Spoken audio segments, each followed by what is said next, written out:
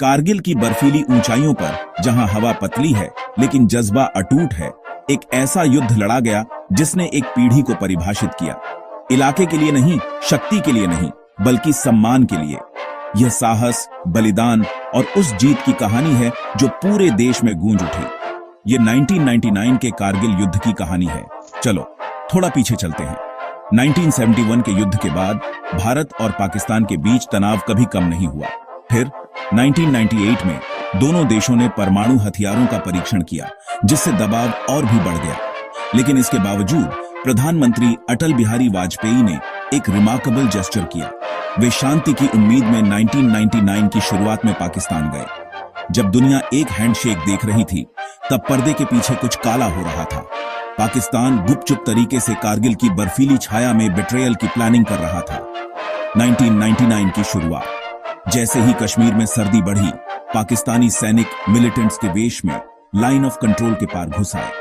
उन्होंने कारगिल, द्रास और बटालिक में की पोजीशंस पर कब्जा कर लिया। उन जगहों पर जहां भारतीय सैनिक हार्श विंटर मंथ्स के दौरान टेम्परेरी रूप से खाली छोड़ देते थे। उनका लक्ष्य श्रीनगर लेह हाईवे को काटना, भारत को कॉर्नर में धकेलना और अपनी शर्तों पर निगोशिएशंस के लिए मजबूर करना। लेकिन भारत को पता चल गया और भारत पीछे नहीं हटा। ऑपरेशन विजय लॉन्च किया गया।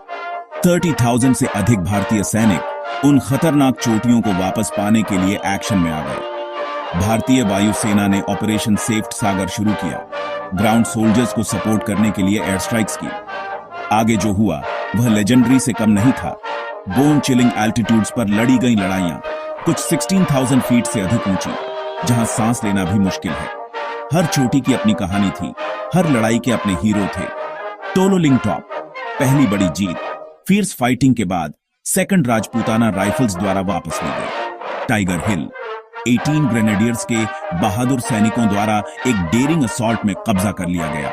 एक ऐसा पल जिसने पूरे देश को इलेक्ट्रीफाइड कर दिया।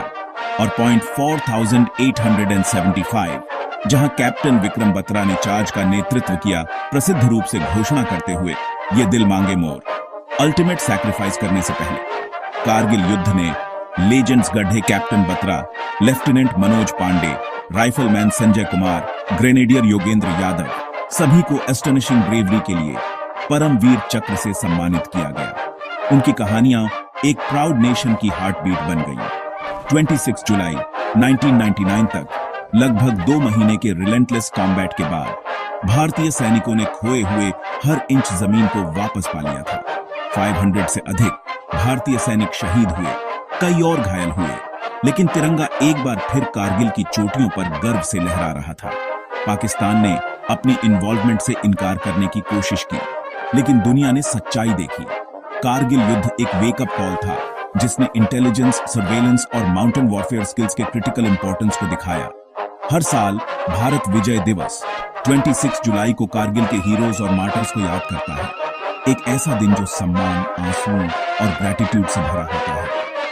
मैं हर रात चैन से सोता हूं, क्योंकि कहीं उन पहाड़ों में ऊंचाई पर एक सैनिक जगा हुआ है, हमारे कल की रक्षा कर रहा है। यह कहानी कारगिल के हीरोज को मेरी श्रद्धांजलि है, उन पुरुषों और महिलाओं को जिन्होंने बिना किसी हिचकिचाहट के हमारे लिए सब कुछ दे दिया। जय हिंद, जय भारत। अगर इस कहानी ने आपको इमोशनल किया तो लाइक, शेयर और सब्सक्राइब करें, ताकि उनकी यादें कभी न भुलाई जाएं।